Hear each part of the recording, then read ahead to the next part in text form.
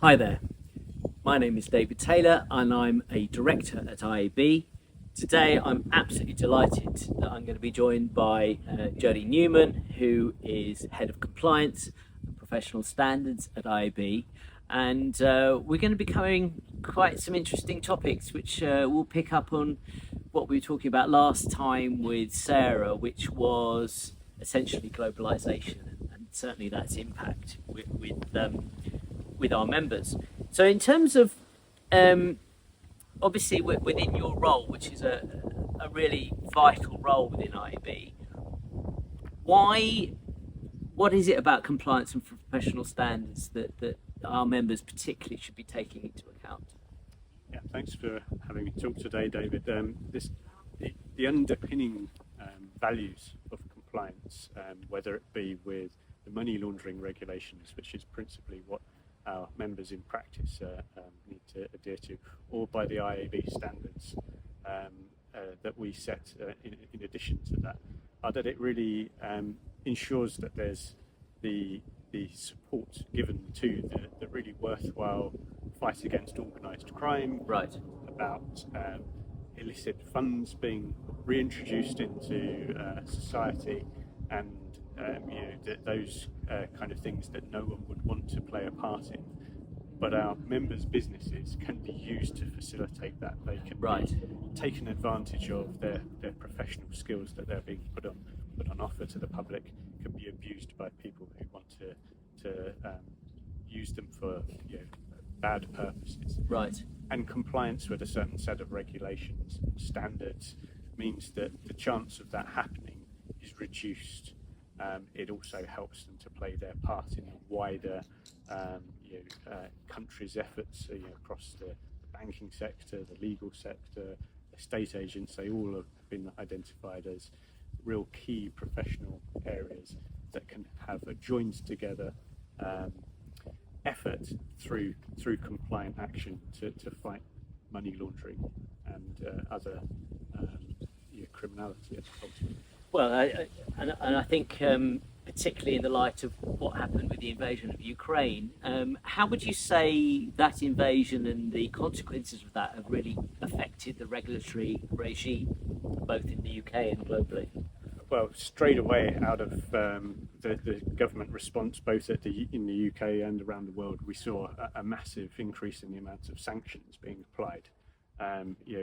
Sanctions have been around for a long time, but they were more than doubled in terms of the UK sanctioned individuals and entities. Right. So, although not directly covered by the money laundering regulations, it really is very close in hand, and it's really important again to understand what the underlying intentions of those sanctions is to deprive the Russian war machine of finance. In the same way that the money laundering regulations are designed to try and prevent criminals from profiteering from their crime. So we saw a very quick reaction from the government to do that. But there's also been various other regulatory changes through the money laundering regulations as the government's economic crime plan continues to progress to strengthen the overall response to crime and money laundering. For example, the changes in Companies House.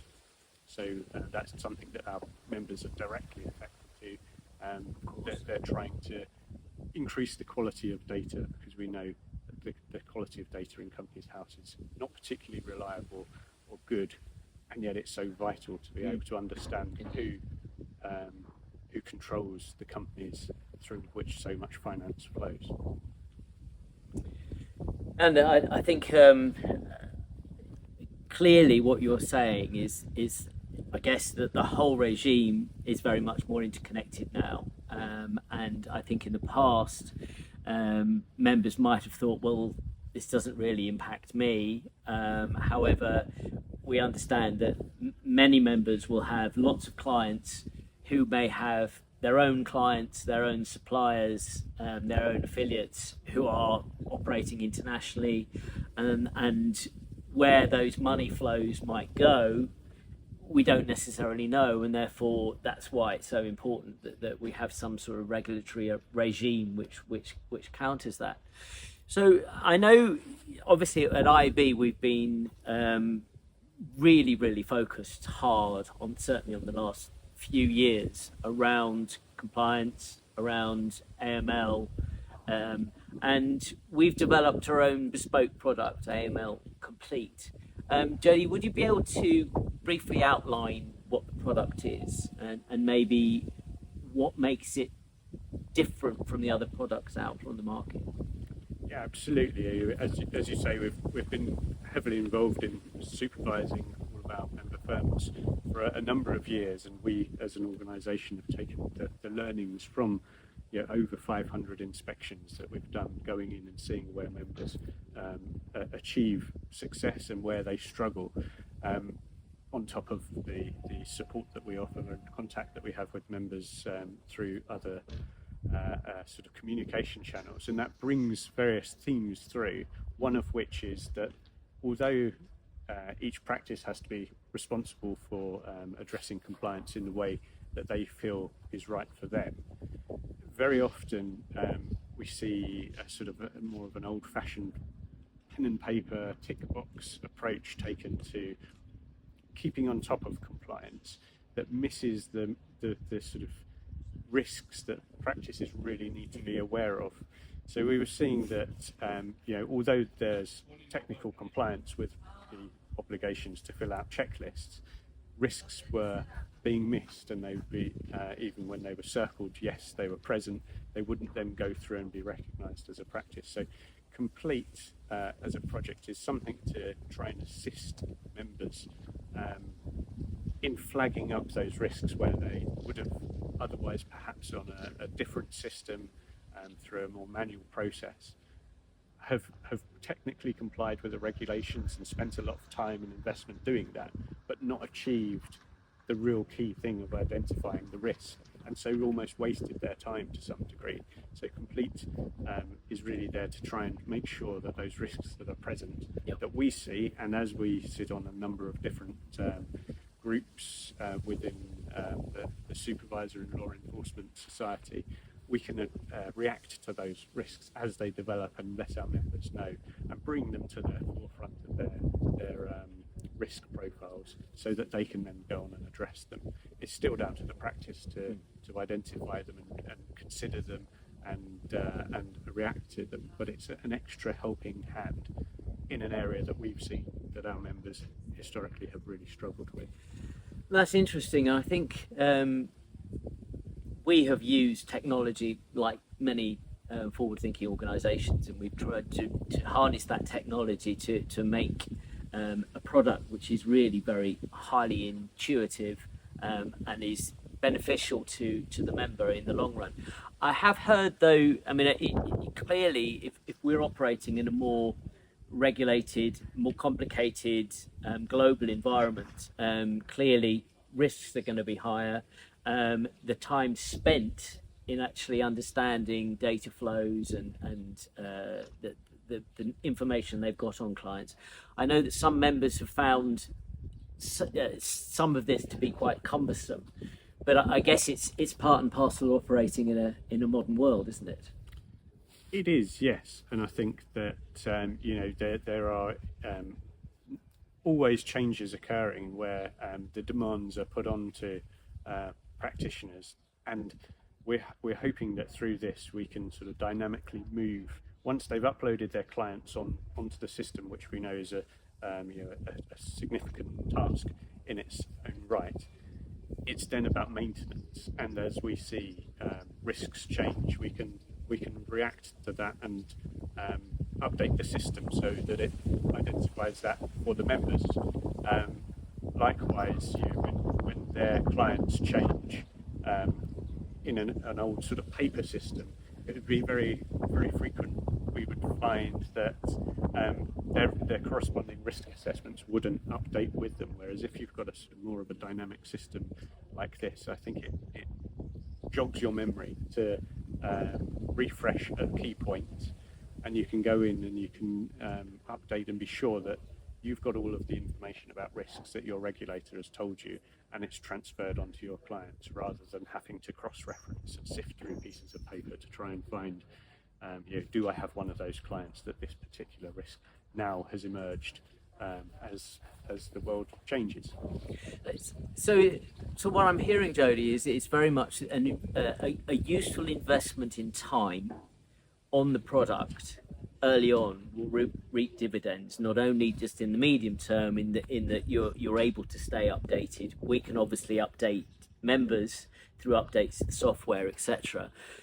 But it sounds like it can even be the foundations to having a more proactive and innovative practice, in that you can start making interesting decisions based around risk rather than being very reactive. So it sounds as though it can actually be taken to another level itself. Yeah, absolutely. I mean, there's absolutely no point in spending excess time on tasks that don't need to be achieved. You're taking time away from your fundamental role in the business, doing what brings the money in. So if equally, as well as it identifying that risk is present and you need to do something about that, it should also give a degree of comfort in saying we think that there is unlikely to be risk around this client. Yep. And so there's no such thing as no risk, but a proportionate approach can be taken.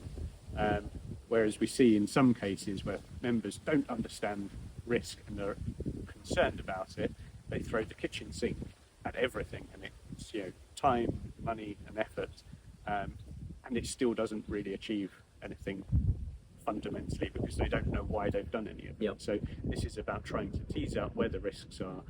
When a risk flags up, if you don't understand why it is, then you can go off to one of our other resources which can explain in more detail why that is a risk, understand that, and then address it properly, rather than sort of spending a lot of time not achieving a great amount.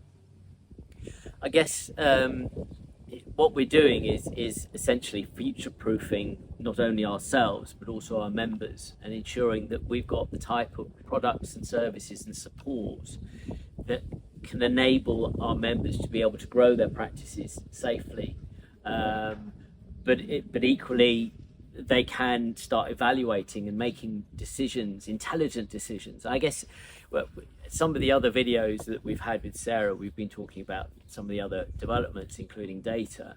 And it's interesting that intelligent use of data can make informed decisions on how you run your business and you grow your business.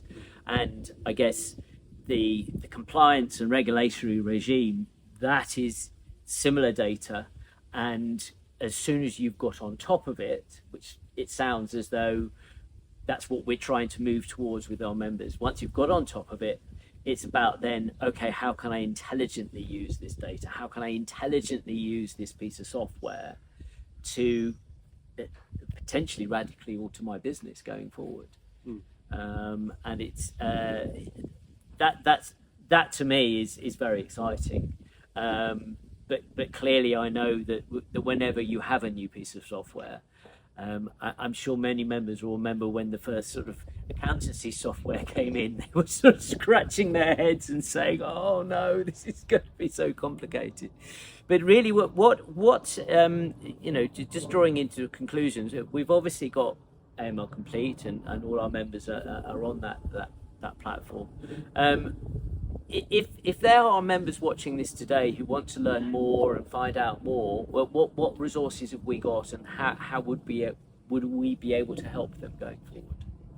Directly in relation to Complete, because it is, as you say, a new platform, which we understand that there's challenges to getting onto that. We've got a help website that's got a lot of frequently asked questions and direct answers there that you can go on and get a very quick fix. We've also got dedicated team members who are within the office, so you can phone up and book a session in effectively, right, with the IAB, and we'll walk you through how the system works, why it's doing certain things, and have a sort of one-to-one session there. We offer a huge amount of additional general resources around AML and wider compliance. We still have this dedicated risk email that goes out to members, so that we, as we have for many years, try and summarize the risks in one concise email that draws all of the things that are present, rather than just sort of wading through hundreds of potentially irrelevant risks. We've got the IAB education training modules as well, which are directly linked to anti-money laundering, and that's for staff members as well as the IAB members, and a whole host of sort of other written guidance, and the coffee mornings as well. I know they crop up every now and then, Yes. and the other groups that the offer ambassador support. groups as well. Yeah. So there's a huge amount out there, and I think, you know, certainly for me, a takeaway is that the more preparation you can do, but equally the more you can make use of the product, the better it's going to help your business in the long run. Yeah, absolutely. I mean, compliance with the regulations, compliance with standards of the IAB, and compliance with the various other sort of accountancy sector rules and regulations should be the bread and butter of a good practice, and weaving them into your day-to-day so that they don't become onerous tasks that you have to go back on and you achieve nothing. They become that's when it almost becomes the blockade to success. But if you look at tasks that you have to do and understand what you can draw out of them and how you can make those tasks that you're obligated to do work for you, then that's where we see practices running much more smoothly, much more effectively, and hopefully, you know, the idea is that having Complete in the mix there assists in that process as well. Fantastic, really good piece of advice. Thank you very much for that, and thank you for joining me today, Jodie. There are lots of resources out there, and we're here to help you. And good luck in ensuring that you're making full use of the software. Thank you very much, and see you next time.